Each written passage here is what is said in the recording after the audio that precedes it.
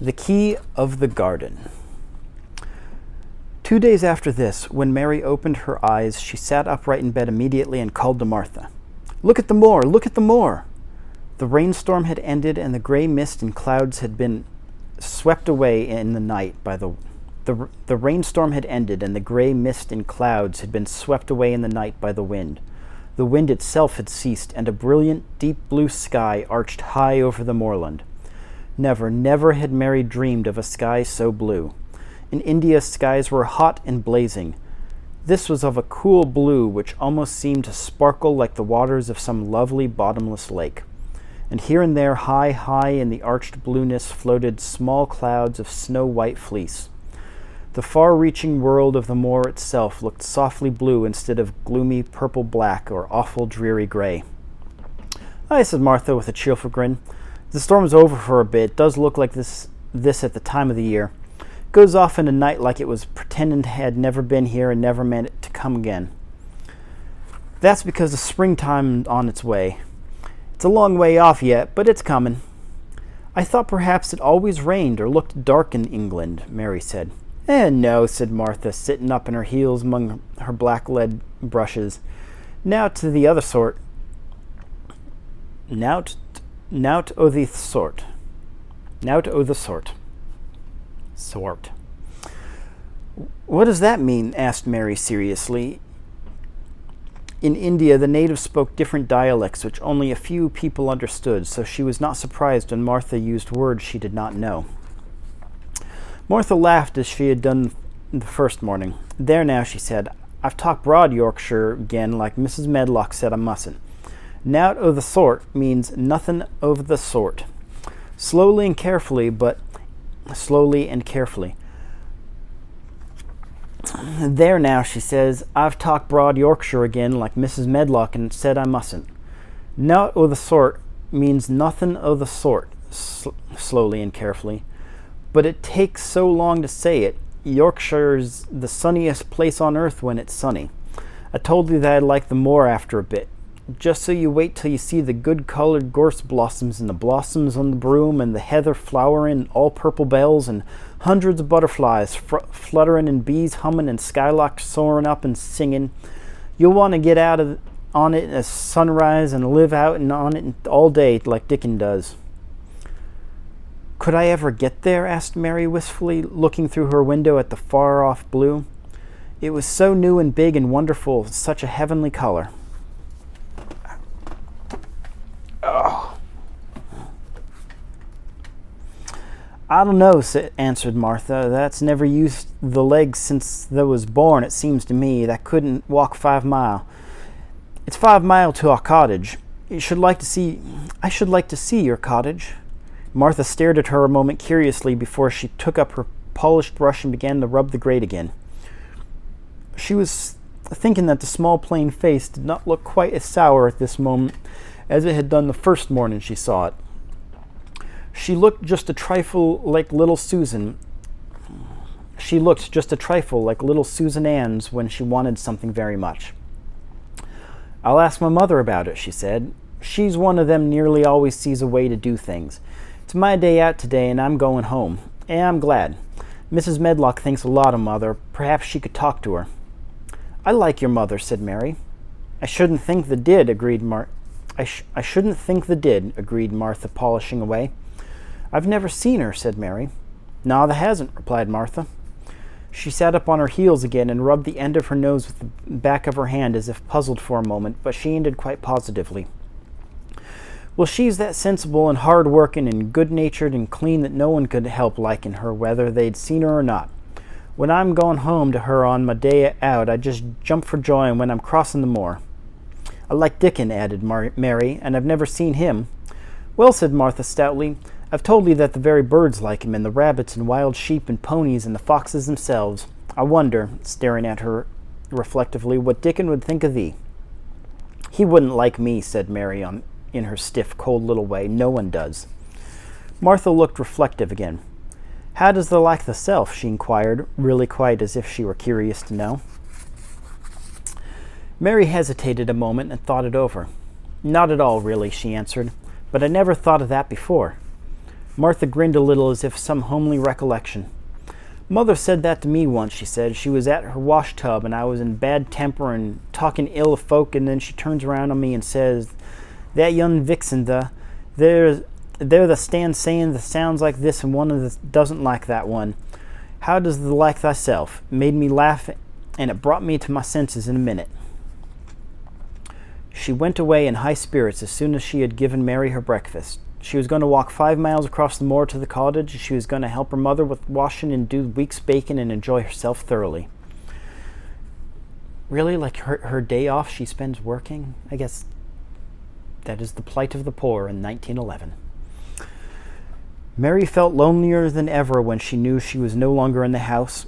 She went out into the garden as quickly as possible, and the first thing she did was to run around and round the fountain flower garden 10 times.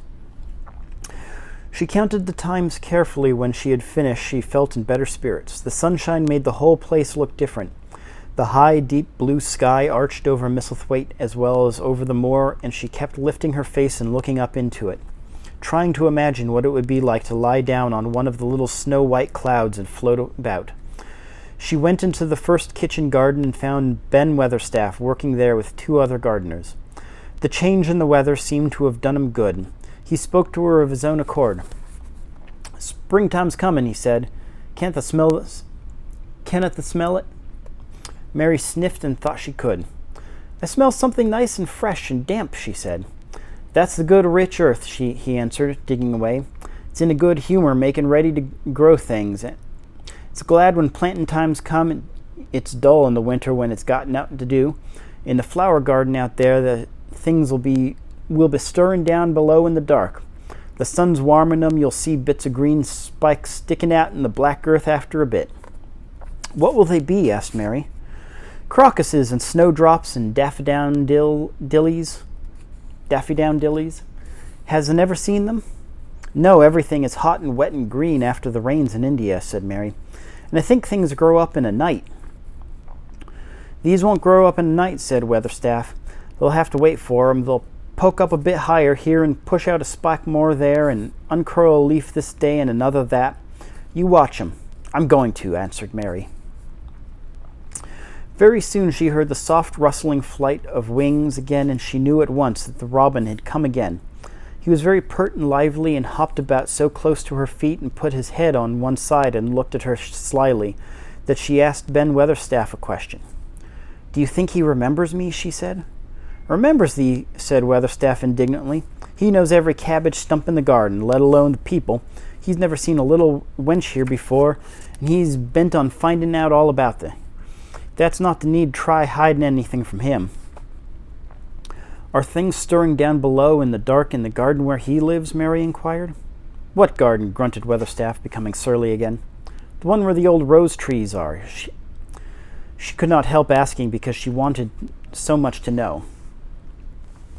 "Are all the flowers dead, or do some of them come again in the summer? Are there ever any roses?" "Ask him," said Ben Weatherstaff, hunching his shoulders toward the robin. "He's the only one who knows. No one else has been inside it for 10 years. 10 years was a long time, Mary thought. She had been born 10 years ago. She walked away slowly, thinking she had begun to like the garden just as she had begun to like the robin and Dickon and Martha's mother. She was beginning to like Martha, too. That seemed a good many people to like. When you were not used to that seemed a good many people to like when you were not used to liking. She thought of the robin as one of the people. She went to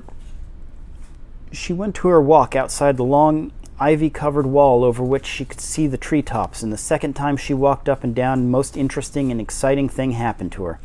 And it was all through Ben Weatherstaff's robin. She had heard a chirp and a twitter, and when she looked at the bare flower bed at her left side, there he was, hopping about, pretending to peck things out of the earth, to persuade her that he had not followed her. But she knew he had followed her, and the surprise so filled her with delight that she almost trembled a little. "You do remember me," she cried out. "You do. You were prettier than anything else in the world."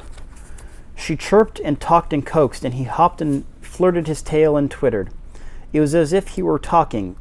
His red waistcoat was like satin, and he puffed his tiny breast out and was so fine and so grand and so pretty that it was really as if he were showing her how important and like a human person a robin could be.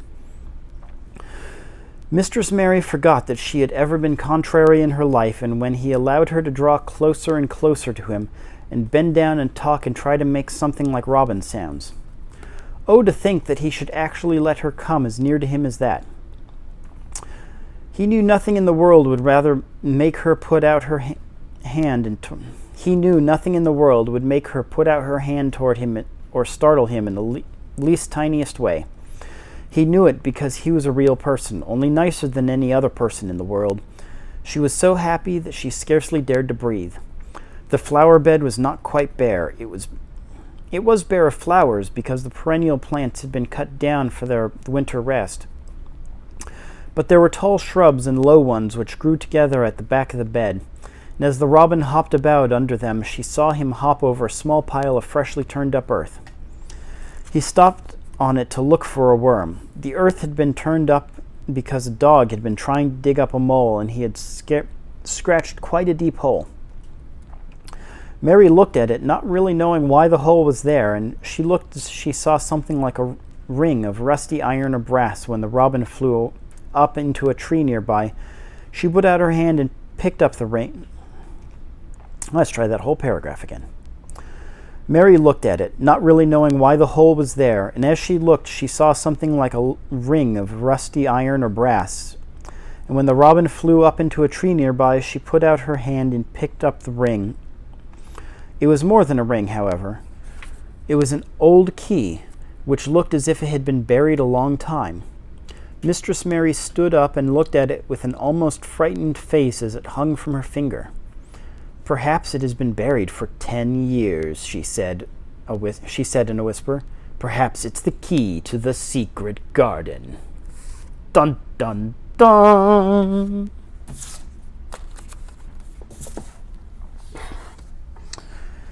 All right. Another scene. Setting, blah, blah, blah. Oh, crap. What even started this scene?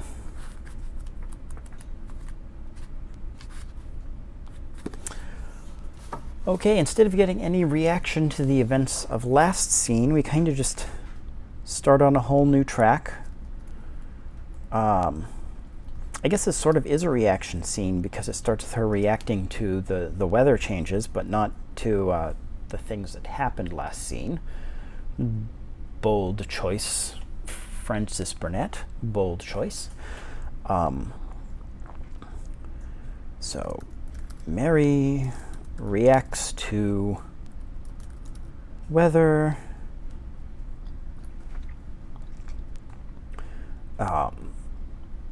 Not really a dilemma.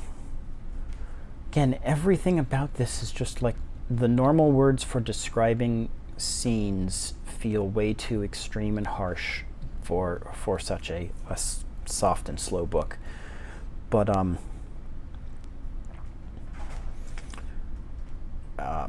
yeah, Mary is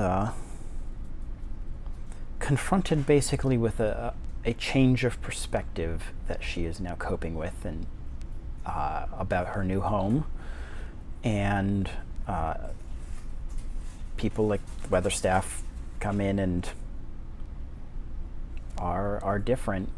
Actually, maybe a sequel scene doesn't actually fit this, and I should go back to set for the rest, because it does start with her reacting to things, but then immediately goes into her like being proactive again. And it's almost like old books don't actually fit modern opinions on how scenes should work. But anyways, yeah. Mary reacts to weather and seeing her new home as beautiful. And then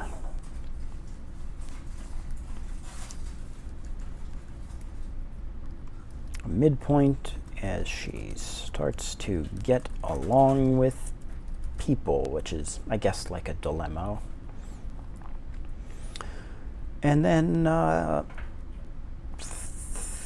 another euastrophe. And she sees the bird again, and the bird gives her the MacGuffin to activate the name of the book. So sees bird again.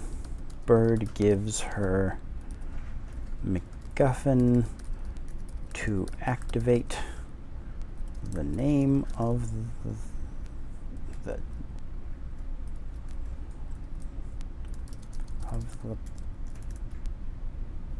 the secret garden.